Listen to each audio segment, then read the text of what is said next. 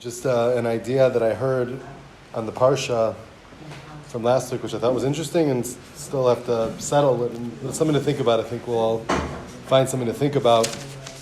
That, right, we have the amazing story of the talking donkey, right? We all love the talking donkey. Which other animal do we have a conversation with in the Torah? Snake, exactly, right? So this I heard this from Rabbi Genuth. He's, those Wonders pamphlets? He's the one who puts that all together. He's a student of Rav Yitzchak Ginsburg. So he said, I'm going to mess it up a little bit, but he quoted a Gemara, right, where I think Rabbi Yeshua is meeting with the Sabei Atuna, right, the elders of Athens, right, and he says I didn't learn the Gemara, it's a remarkable, there's books written about it, he said it's a remarkable conversation, right, where you have our sage, right, discussing back and forth the philosophy of Greece. Atuna is Athens, right, and the rationale and the logic that they have, and both sides there's incredible wisdom in the conversation. So he says, if you look, the donkey is a female donkey. What's a donkey called? It's not a chamor in this case, it's called an aton, right? So he says aton, right, relates to Atuna, to Athens. And he said that the conversation, if you think about what the donkey gets beaten down by Bilam, and his response, the donkey is very logical in his arguments. Why are you doing this to me?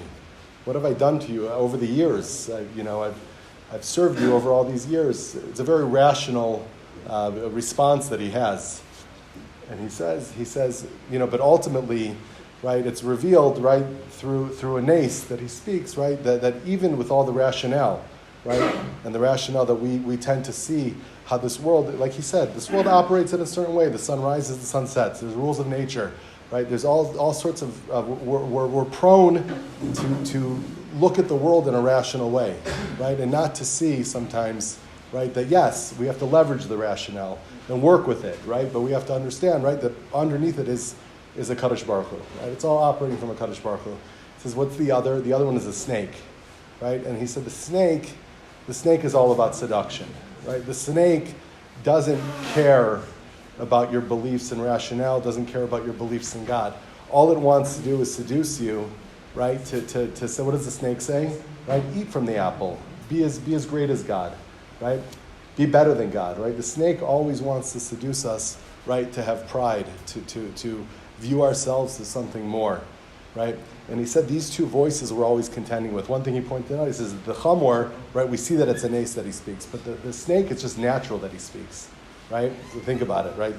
The snake aspect inside of us is just always, it's very free-flowing. It's very there.